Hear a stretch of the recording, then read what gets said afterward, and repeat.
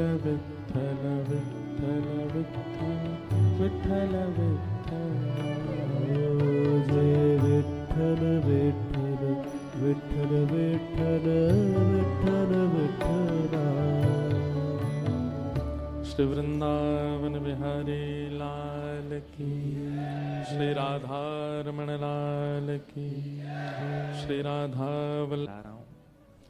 ठाकुर जी इशारा कर रहे हैं एक अचार खिला, तुम्हें अब अचार खिला रहा हूं।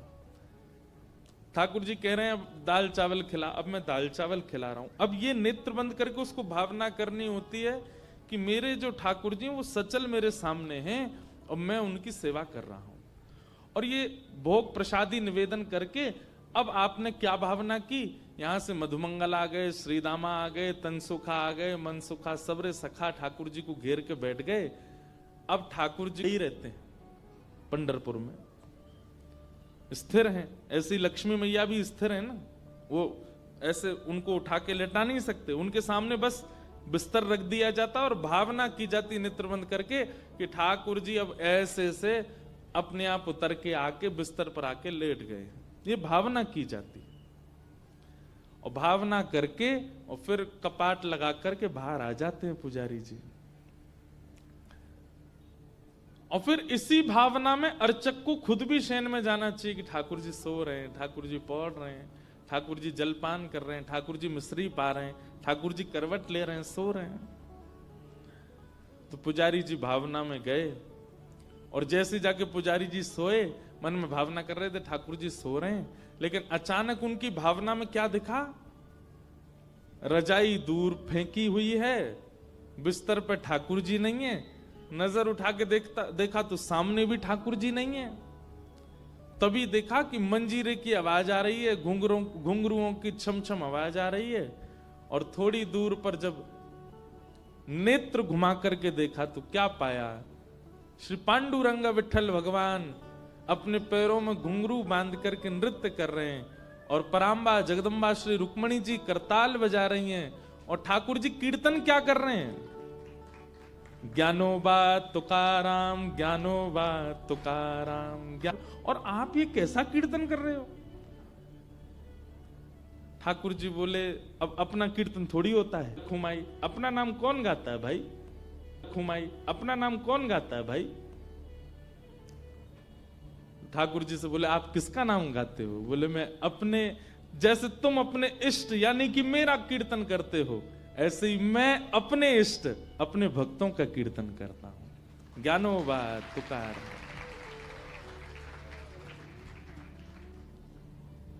भक्त कौन है? ठाकुर जी के इष्ट हैं। और इसी विषय पर हम लोग ये पूरी 4 दिन की कथा सुनेंगे कि ठाकुर जी के इष्ट कौन है, भक्त हैं। इसका मतलब अपने आप को मत मान लीजिएगा। कहीं विठ्ठल भगवान से जाके कहो देखो हम आए हैं आपको दर्शन देने, हम आपके इष्ट हैं, सुदर्शन चक्र घूम जाएगा। भक्त इष्ट कौन है ठाकुर जी के, ये तो हम श्रवण करेंगे। किन किन को इष्ट माना? पुजारी जी बोले नाथ एक बात बताओ, आपके इष्ट 2 ही हैं, एक तो ज्ञानदेव श्री ज्ञानेश्वर माउली और दूसरे श्री तुकाराम जी। ठाकुर जी बोले नहीं, बोले तो आप तो 2 ही नाम गाते हो, ज्ञानोबा तुकाराम। बाकी के इतने सारे भक्त आपके वो सब कहां गए? मीराबाई का नाम नहीं लिया, कबीरदास का नाम नहीं लिया, रैदास का नाम नहीं लिया, तुलसीदास का नाम नहीं लिया। ये सारे भक्त कहां गए आपके? ठाकुर जी बोले भाई देखो हमारी बुद्धि को समझो। पुजारी जी बोले कैसे? बोले ज्ञानेश्वर माउली जो हैं ये कलिकाल के एक प्रकार से सबसे पहले भक्त हैं, इसलिए पहला नाम उनका। और श्री तुकाराम जी जो हैं ये भक्ति शतक बीच में 100 वर्ष आया था जिसमें केवल भक्ति भक्त हुए थे। इन्हीं 100 वर्षों में मीराबाई हुई, तुलसीदास हुए, कुम्भनदास हुए, सूरदास हुए, ये सब 100 वर्ष के अंतराल में ही हुए थे। इसको भक्ति शतक कहते हैं। क्या कहते हैं? भक्ति शतक। उसी समय तुलसीदास जी हुए, उसी समय सबका जन्म इन 100 वर्षों में ही हुआ। इसको भक्ति शतक कहते हैं। तो ठाकुर जी कह रहे हैं भक्ति शतक के पहले भक्त हैं श्री ज्ञानेश्वर जी, और भक्ति शतक के अंतिम भक्त हैं श्री तुकाराम जी। इसलिए मैं गाता हूं ज्ञानोबा तुकाराम। तो दोनों का नाम लेते ही बीच में जितने भक्त हैं सबको अपने आप वंदन हो जाता है, सबका अपने आप नाम स्मरण हो जाता है। पुजारी जी बोले भगवान आप बहुत श्रमित हो जाते हो, आप दिन भर खड़े रहते हो, भक्तों को दर्शन देते हो, और रात को आप कीर्तन करोगे तो ये कैसे चलेगा नाथ। अब आप एक काम कीजिए। ठाकुर जी बोले मेरा मन नहीं लगता, तुम मेरा ही नाम मुझको सुनाते हो, मेरा मन नहीं लगता इसमें। तो फिर तब से नियम हो गया राम कृष्ण हरि ज्ञानोबा तुकाराम, राम कृष्ण हरि ज्ञानोबा तुकाराम। तब से पंढरपुर में एक ऐसे कीर्तन होता है, जय जय राम कृष्ण हरि, जय जय राम कृष्ण हरि, जय जय राम कृष्ण हरि, जय जय राम कृष्ण हरि, जय जय राम कृष्ण हरि, जय जय राम कृष्ण हरि, जय जय राम कृष्ण हरि, जय जय राम कृष्ण हरि, जय जय ज्ञानोबा तुकाराम, जय ज्ञानोबा तुकाराम, जय जय ज्ञानोबा तुकाराम, जय जय ज्ञानोबा तुकाराम। ठाकुर जी को कह दिया आप आराम किया करो, हम लोग ही ज्ञानोबा तुकाराम गा दिया करेंगे, आप खुश हो जाना। ठाकुर जी बोले ठीक है। तो भक्त कौन है जिनका चरित्र आप सुनने बैठे हैं? ठाकुर जी के इष्ट हैं। और ये कैसे इष्ट हैं वही सुनेंगे हम अगले 4 दिन तक। मेरा परम सौभाग्य है कि कोल्हापुर, वैसे तो मेरा दूसरी बार आना हुआ, पर कथा हम पहली बार कर रहे हैं, क्योंकि इससे पहले पंढरपुर में ही कथा थी, संभवतः पिछले वर्ष अगस्त में थी, और तब हम कोल्हापुरी उतरे थे। और कोल्हापुर में फिर चाहिए सम्मान के लिए होनी, ये देह रख के ही होनी चाहिए कि मेरे पुण्य घटेंगे, थोड़ा अपनी प्रशंसा कर तो दूं, मजाक में होना चाहिए, सीरियसली नहीं। तो कोल्हापुर वैसे तो पहले आए थे, दर्शन किए महालक्ष्मी मैया के, उसके बाद पंढरपुर में कथा हुई, खूब आनंद से श्री ठाकुर जी को कथा सुनाई, और अब पंढरपुर से थोड़ी दूर कोल्हापुर आए हैं, वहां भागवत सुनाई, यहां भक्त चरित्र सुनाएंगे। अब एक बात कहें, भागवत के श्रोता भक्त हैं और भक्त चरित्र के श्रोता साक्षात ठाकुर जी हैं। आप लोग तो माध्यम बने हो, आप लोग तो केवल माध्यम बने हुए हैं, असली श्रोता तो वो दोनों बैठे हैं वहां पे। आप लोगों को देख रहे हैं कौन सुन रहा है कौन नहीं सुन रहा। इसलिए कथा भक्त चरित्र की हो तो उसकी कथा तो ठाकुर जी ही सुनते हैं, कोई और नहीं।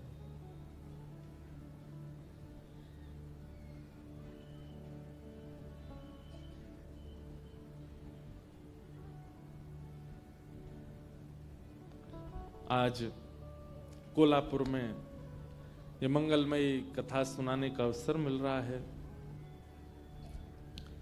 लक्ष्मी ठाकुर जी की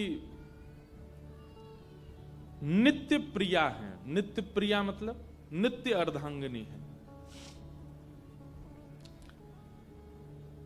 व्यवहारिक रूप से, शास्त्रीय रूप से, प्रामाणिक रूप से लक्ष्मी ठाकुर जी की ही है। लक्ष्मी का व्यय करने वाले, आप सबको आवाज आ रही है हमारी? हाँ, ध्यान से सुनो। लक्ष्मी का व्यय करने वाले 3 प्रकार के लोग होते हैं, बहुत ध्यान से सुनना। उत्तम, मध्यम और अधम। उत्तम व्यक्ति जो होता है वो लक्ष्मी को अपनी मां मानता है, लक्ष्मी के प्रति मां की बुद्धि रखता है। मध्यम व्यक्ति जो है वो लक्ष्मी के प्रति पुत्री की भावना रखता है, ये मेरी पुत्री है।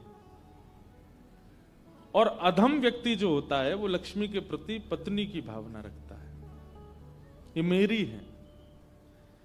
इसलिए आप जिस नगरी में रहते हैं ये मां लक्ष्मी की भूमि है, मां लक्ष्मी की नगरी है।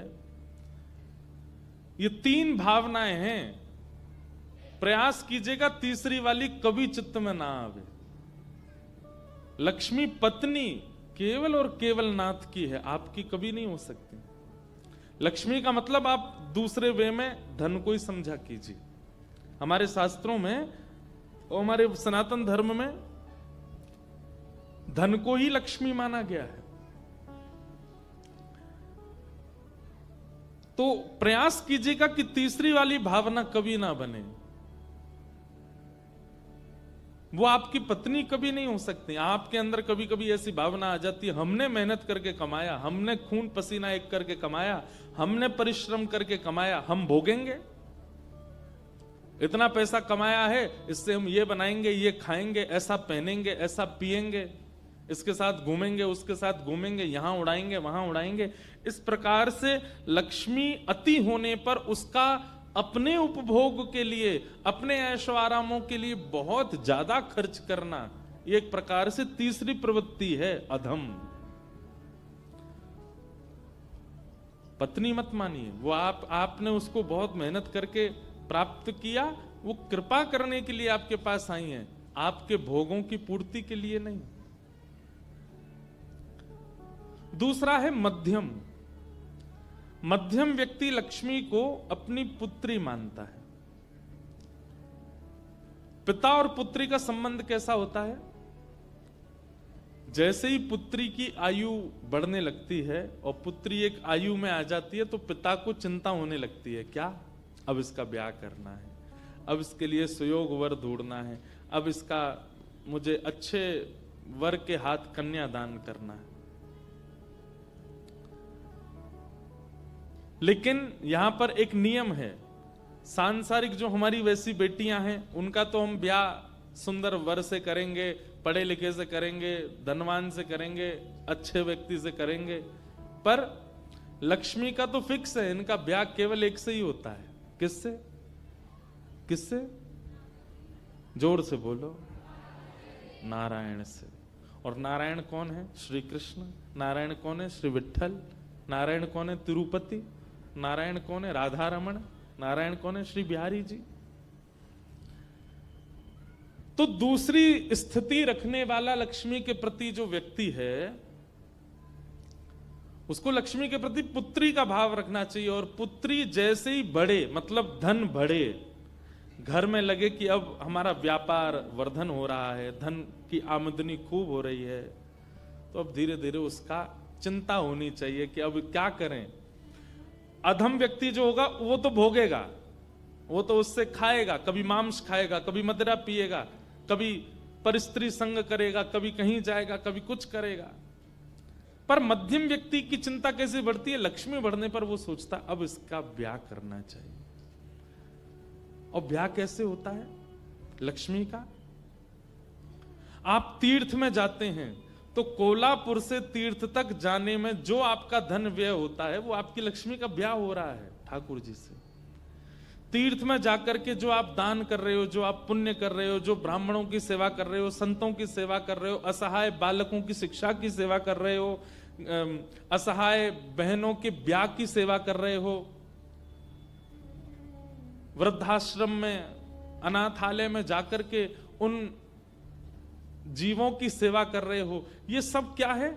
लक्ष्मी का नारायण से विवाह। और एक बात कहें, ये सब तो है ही, फिर उसके बाद आप किसी वैष्णव को अपने नगर में बुला करके ऐसी भक्त चरित्र कथा करवा रहे हो, इसमें जो भी व्यय हो रहा है, कथाएं हो रही हैं, सत्संग हो रहा है, यज्ञ हो रहा है, अनुष्ठान हो रहा है, घर में कोई पूजा हो रही है, ठाकुर जी का घर में उत्सव हो रहा है, फूल बंगले बन रहे हैं, सुंदर फुवारे लगाए जा रहे हैं, ठाकुर जी का नौका विहार मनोरथ हो रहा है। ये जहां कहीं भी ठाकुर जी के लिए आप लक्ष्मी का व्यय करते हो वो सब लक्ष्मी का ठाकुर जी से ब्याह है। ये मध्यम। और उत्तम व्यक्ति जो होता है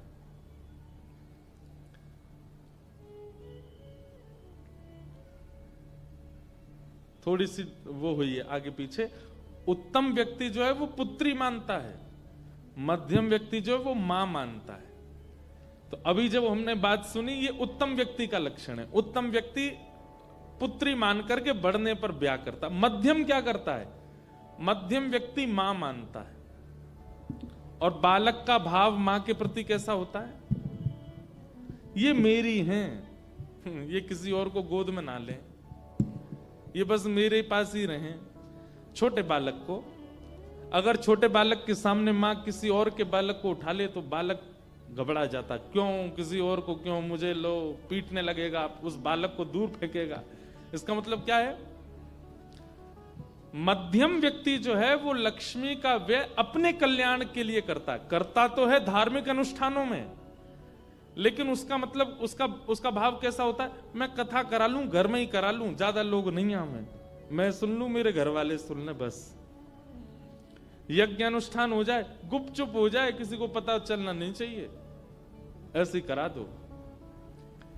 पंढरपुर गए, मुझे वीवीआईपी दर्शन करा दो, मैं मेरे बच्चे दर्शन करके चले जाएं, बाकियों से उसको मतलब नहीं। मतलब वो लक्ष्मी का व्यय करता तो है भगवत सेवा में, पर अपना, अपनी पत्नी का, अपने बच्चों का, अपने परिवार का ध्यान रख के करता है, बस सर्वांगीण विकास के भावना से नहीं। वो मध्यम है। और उत्तम व्यक्ति तो अभी हमने बताया, जो सबके लिए लक्ष्मी को सुलभ करा करके ठाकुर जी से ब्याह में तो सबको बुलाया जाता है ना, ब्याह में सबको बुलाया जाता है, चोरी में सबको नहीं बुलाया जाता। चोरी कभी ऐसी सुनी कि पूरे नगर को इनविटेशन दिया, आज रात हम डांका डालने चाह रहे, चलो सबरे चलो। एक एक घर से एक एक बालक निकल के आओ, ऐसे कौन जाता है चोरी? चोरी तो चोरी से ही जाते हैं, एक दो लोग ही जाते हैं। तो आप जिस नगरी में रहते हैं ये महालक्ष्मी की नगरी है, और महालक्ष्मी के प्रति ये तीन भाव है, उत्तम, मध्यम और अधम।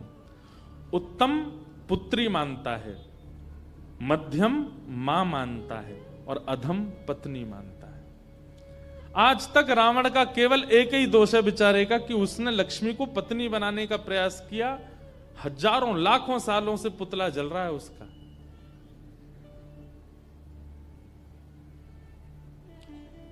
किसी ने प्रश्न किया कि महाराज,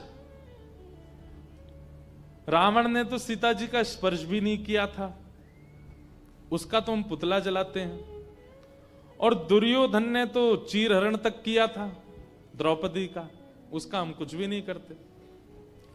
दुर्योधन ने चीर हरण किया, ठाकुर जी ने दुर्योधन को जो दंड देना चाहिए था वो दिया, लेकिन रावण ने पत्नी बनाने का प्रयास किया सीता जी को। उसकी भावना यही थी, वो रोज आकर के यही कहता था, राम को भूल जाओ, मुझसे ब्याह करो, मेरे से विवाह करो, मैं तुम्हें अपनी अर्धांगिनी बनाना चाहता हूं, लंका की तुमको महारानी बनाना चाहता हूं।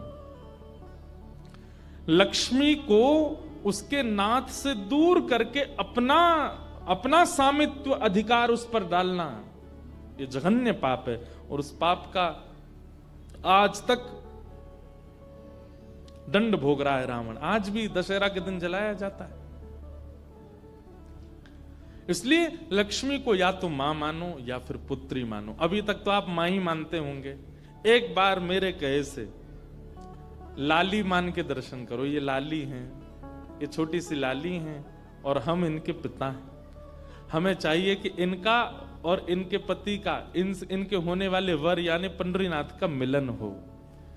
कभी कभी आप लोग पंढरपुर जाते हैं तो कुछ सामग्री लक्ष्मी जी से स्पर्श करा के ले जाया करो, वहां जाके अर्पित किया करो। कभी कभी पंढरपुर से जब यहां आते हैं तो ठाकुर जी की चढ़ोत्री माला ला करके लक्ष्मी जी को प्रदान किया करो। धन का व्यय भी एक दूसरे के भाव से इसी प्रकार से किया करो। ये तभी कर सकते हो जब पुत्री भाव रखोगे। अच्छा, एक बात, लक्ष्मी जी को अगर मां मानोगे तो पंडरीनाथ आपके कौन हुए? कौन हुए? पिताजी हुए। और लक्ष्मी जी अगर लाली हुई तो पंडरीनाथ आपके कौन हुए? अरे हाँ, लाला जमाई कौन हुए? पंडरीनाथ आपके दामाद हुए। आप जाकर के उनको दामाद जी बोल सकते हो। अगर आप लक्ष्मी जी को लाली बोलोगे तो पंढरपुर जाकर के श्री पंडरीनाथ जी को बोल सकते हो ये हमारे दामाद जी हैं। और अगर आपकी लाली है तो आपके बच्चों की बहन हुई लक्ष्मी जी, और आपके बच्चों के श्री पंडरीनाथ जी कौन हुए? जीजा जी।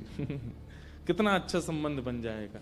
तो ऐसे संबंधों में व्यवस्थित होइए, या तो उनको बहन मानिएगा, या फिर उनको पुत्री मानो, या फिर उनको मां मानो। पत्नी मत मान लेना कभी भी। आप बोलोगे हमने कभी माना नहीं, पर आप धन को जो आपकी जेब में रखा उसके प्रति तो यही भावना रखते हो, मेरा है मैं इसको भोगूंगा। यही तो है पत्नी की भावना। नहीं, अपने उपयोग में लेना है, पर ठाकुर जी के निवेदित होकर के लेना। उसका बहुत ज्यादा उपभोग मत कीजिए, नहीं तो वो भोग दृष्टि मानी जाएगी, वो भी एक प्रकार का पाप है।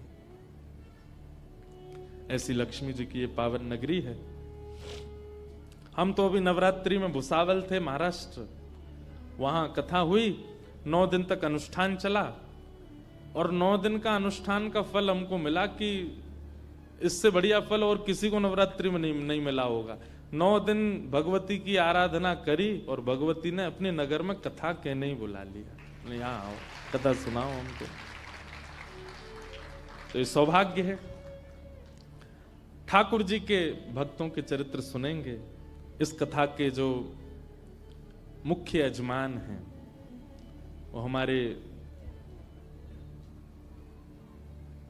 पूज्य महाराज जी विराजमान हैं मंच पर, जिनके कृपा प्रसाद से ही आप सब लोग यहाँ ये कथा का देखो, यजमान और श्रोता साथ साथ ही बैठे।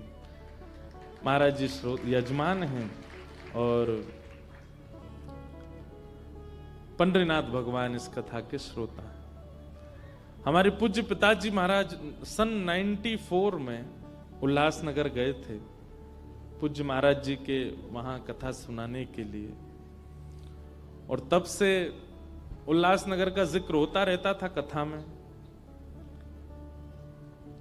हमें भी पिछले 3 वर्षों से उल्लासनगर जाने का अवसर मिल रहा है, और मैं 3 वर्षों से महाराज जी के स्थान पर जाता हूं, वहां दर्शन करके आते हैं, और महाराज जी के हम तो भाव भी गाते हैं कथा में।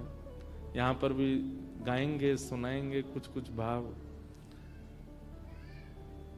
अजवाट वेंदे वेंदे गोपाल मिलियो मिलियो, अजवाट वेंदे वेंदे गोपाल मिलियो मिलियो। अजवाट, मैंने तो इसका हिंदी और लिख रहा हूं मैं, क्योंकि सिंधी कई बार समझ नहीं आती लोगों को। अजराह चलते चलते गोपाल मिलियो मिलियो, अजराह चलते चलते गोपाल मिलियो मिलियो। ओ अज भाग्य असांजा जाग्या, अज भाग्य असांजा जाग्या। ओ अज भाग्य हमारा जागा, अज भाग्य हमारा जागा। ओ नंदलाल मिलियो मिलियो, अजवाट वेंदे वेंदे गोपाल मिलियो मिलियो, अजवाट वेंदे वेंदे गोपाल मिलियो मिलियो। अजवाट वेंदे वेंदे गोपाल मिलियो मिलियो, अजवाट वेंदे वेंदे गोपाल मिलियो मिलियो। अजवाट वेंदे वेंदे गोपाल मिलियो मिलियो, अजवाट वेंदे वेंदे गोपाल मिलियो मिलियो। ऐसे हमारे महाराज जी के सुंदर भाव हैं, वो भी बीच बीच में सुनाते रहेंगे आप सब लोगों को। आइए, आज वैसे तो कथा का समय 6 बजे से है, और वैसे तो क्या है ही है 6 बजे से, पर आप लोग समय से आ जाएंगे तो हम भी समय से आकर के कथा सुनाएंगे। 9 बजे तक कथा का क्रम रहेगा रोज, और नित्य पंढरपुर के भक्त, हमारे ब्रज के भक्त, और जहां कहीं के भी सुंदर भक्तों के भाव आते रहेंगे, सबके बीच में सुनाएंगे। भक्त चरित्र का प्रारंभ करें। बंधुओं, ठाकुर जी का एक स्वरूप है।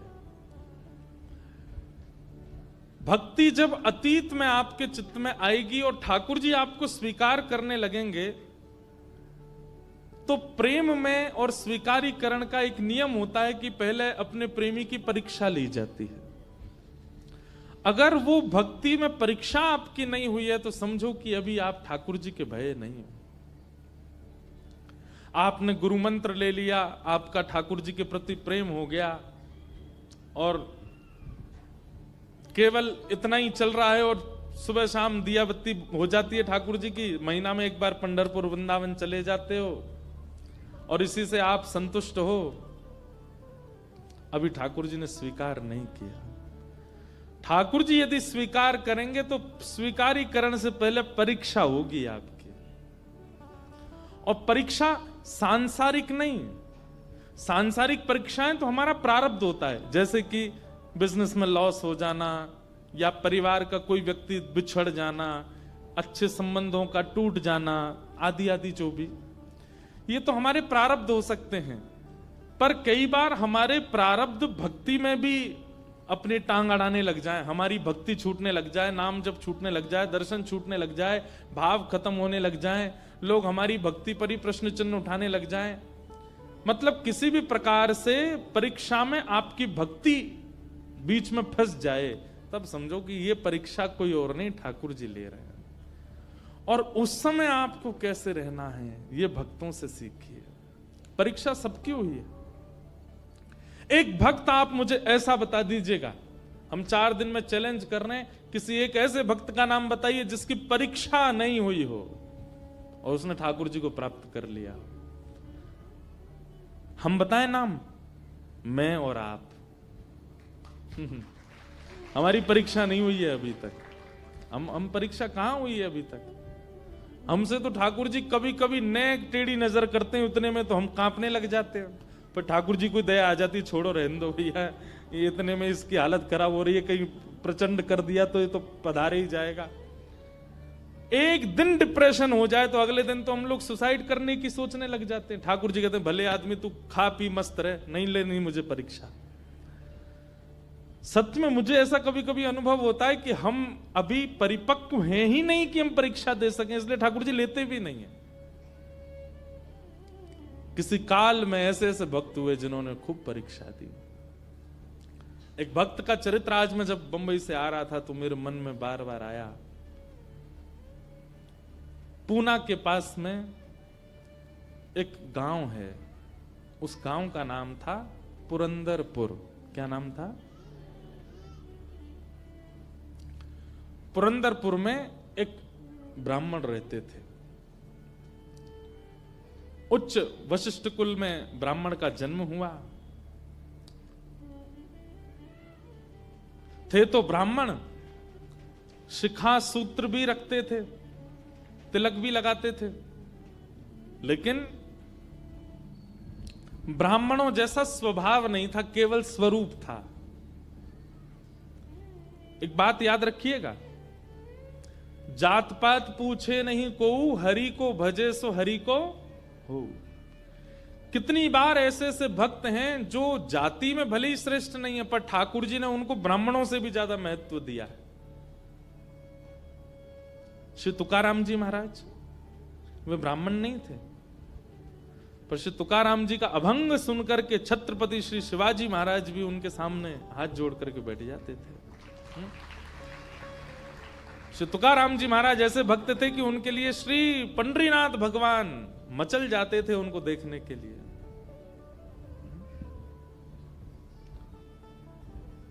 चोखो मेला पंढरपुर के पास भक्त हुए, उनका चरित्र मैंने कहा है। कैसे अद्भुत भक्त, श्रेष्ठ जाति के नहीं थे संसार के लिए, पर ठाकुर जी के लिए। ठाकुर जी आप किस वर्ण में जन्मे हो इससे ठाकुर जी को ज्यादा फर्क नहीं पड़ता, पर जहां भी जन्मे हो आपका स्वभाव कैसा है वो ठाकुर जी देखते हैं। आपका व्यवहार कैसा, आपकी विचारधारा कैसी।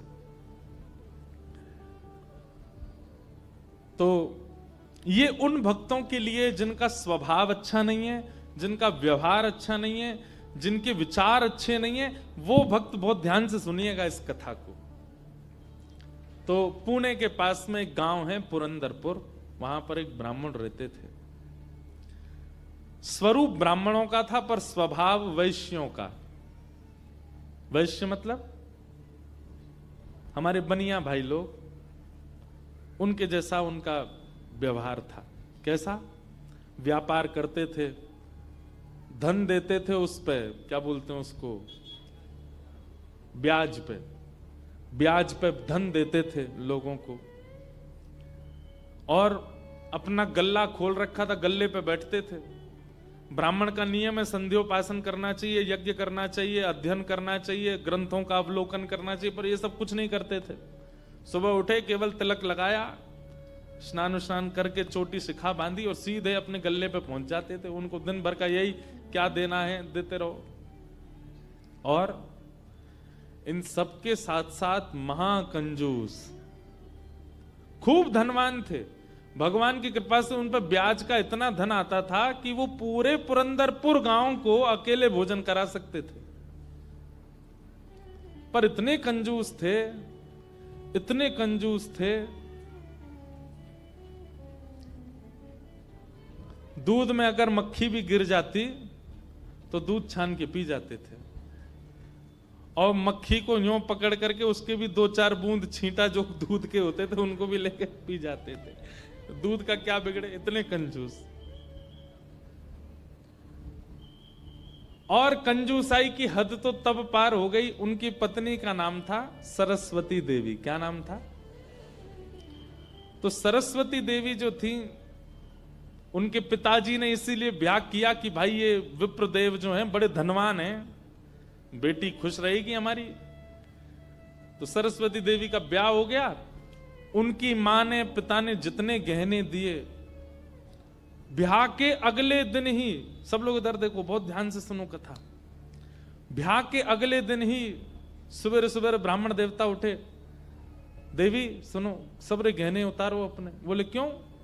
अरे देखो कितनी अच्छी नक्काशी की है इसमें, कितने अच्छे से तुम्हारे कुंडल बने हैं, कितने अच्छे तुम्हारे गले के हार बने हैं, हाथ के तुम्हारे बढ़िया कंगन कड़ूला, रोज पहनोगी तो घिस जाएंगे, उतार दो सबको। पत्नी ने भारी भारी सामान सब उतार दिए, कानों के कुंडल, नाक की बाली और गले का एक मंगलसूत्र रहने दिया, हाथ के कंगन रहने दिए, पैरों की पाजेब और पायल रहने दी। लेकिन पुरंदर ये अपने ब्राह्मण देवता जो थे, इनको वो भी अच्छे नहीं लगते थे। रोज अपनी पत्नी को, क्यों इनको पहन के घूमती है, उनको दे दो, अंदर तिजोरी में रख दूं मैं। पत्नी कहती है तो सौभाग्य है, ये तो पहनने दिया कीजिए। महाराज कहते कहते 6 महीना हो गए, रोज टोकते। अब तो ये स्थिति में आ गए कि पत्नी के हाथ का भोजन नहीं करते थे। वो रोटी बनाती, बोले मुझे नहीं पाना, और अपनी दुकान पर जाके वो दुकान के बालक से कहते अपने घर से बनवा ला। दोनों भावना थी, एक तो नाराज थे पत्नी से कि गहने क्यों नहीं उतार रही है, दूसरा बढ़िया है घर का आटा बचेगा। इतने कंजूस। पत्नी बोली क्या करे, रात में बोली आप कैसे मानेंगे, बोले ये उतार दो जितने पहन रखे हैं। उसने कान के कुंडल भी उतार दिए, हाथ के कड़ूला भी उतार दिए, पाजेब भी उतार दी, गले का मंगलसूत्र भी उतार दिया। सब बिल्कुल कोरी हो गई बेचारी। केवल नाक की एक नथ रहने दी उसने। बोले एक तो रहने दीजिए, कम से कम इससे पता तो चले कि मैं सौभाग्यवती हूं। भाई सारे गहने उतार देना मां के लिए अशुभ होता है। पतली सी एक नाक में वो नथ भी नहीं थी, छोटी सी एक कील जैसी थी। उसके लिए भी बोले कि रात में तो उतारी दिया करो इसको भी। इतने कंजूस। सब उतार दिया। पत्नी बेचारी साड़ी में और केवल एक नथ लगा करके, मांग में सिंदूर भर के, बिंदी लगा के वैसे घूमती थी। शादी ब्याहों में जबरदस्ती नहीं जाते थे। एक दिन पहले अपने आप को बुखार में हूं ऐसा बोल देते थे, क्योंकि गहने निकाल के देने पड़ेंगे, पहन के जाएगी। इतने कंजूस। कभी कभी जो व्यक्ति अति में संसारी होता है ना, ठाकुर जी को उस पर भी बड़े मजे आते हैं देखने में। ठाकुर जी कहते हैं, मतलब एक बात हमारी सुनना बहुत ध्यान से, इधर देखना सब लोग। कई लोग ऐसे होते हैं, और आजकल ज्यादातर ऐसे होते हैं कि भक्ति में भी हैं और संसार में भी हैं। अभी उनको पता चला कि कोल्हापुर में कथा चल रही, तो कथा में भी आ रहे हैं, और 4 दिन बाद का उनका रिजर्वेशन भी है कि कब हमको क्लब जाना है, कब पार्टी करनी है, कब उल्टा सीधा खाना है, वो भी उनका फिक्स है। हमारी बात बहुत कान खोल के सुन लीजिएगा, ऐसों का उद्धार कभी नहीं हो सकता जो ना इधर के हैं ना उधर के। हम अपनी कथा में स्पष्ट कहते हैं, एक थौर पकड़ो, या तो ठाकुर जी को ही पकड़िए, और संसार में अगर जाना बहुत रुचिकर लगता है तो उसी को ही पकड़िए, ये बीच में मत घूमा कीजिए। कथा हुई तो यहां आ गए, और कभी कुछ उल्टे सीधे काम हुए तो वहां भी चले गए। अब पी भी लेते हैं, खा भी लेते हैं, कथा भी तो सुनते हैं। ऐसों का तो कभी उद्धार नहीं हो सकता। इसलिए एक ठौर पकड़ो, या तो वहीं के ही रहो, पूरे खाओ पियो आनंद करो, या फिर कथा के ही रहो। वैष्णव हो जाने का कम से कम इतना तो आप पालन कर सकते हैं कि जहां भगवत चर्चा नहीं है, जहां भगवदीय लोग नहीं है, जहां पर ऐसी व्यवस्था नहीं है, वहां से थोड़ा परहेज करो, वहां नहीं जाना है। आपको क्या पता कौन सी व्यवस्था, कौन सा भाव आपके चित्त को परिवर्तित कर दे। तो इसलिए हमारी प्रार्थना है, ये बीच के मत रहिए, इधर उधर घूमते रहते हैं, एक तरफ जाइए, एक तरफ पकड़िए। संसार अच्छा लगता है तो पूरे पूरे जाओ वहीं पे।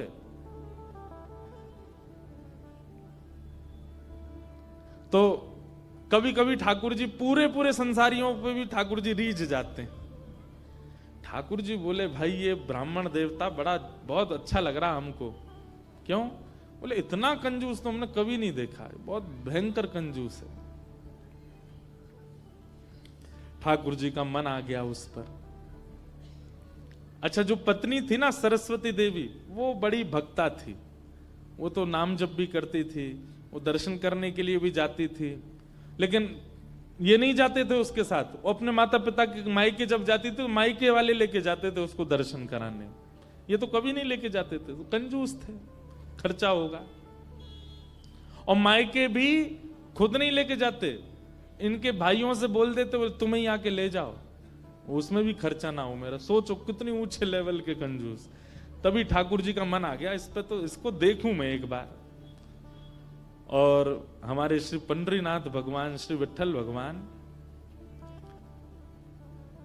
एक दीनहीन से ब्राह्मण का रूप धारण किया, फटी सी धोती पहनी, कुचैली मैली सी कुर्ता पहने, और पुराना काला सा जनेऊ धारण किया, और महाराज ऐसी तिलक सा लगा करके बिल्कुल दीनहीन, झुर्रियां पड़ रही मुखमंडल पर, और ऐसे हाथ जोड़ते भये इनके दुकान पर पहुंच गए।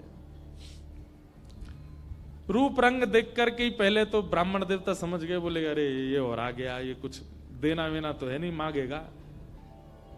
कहो तन पे नहीं लगता, चल दिए कलकत्ता, क्या करने आए हो?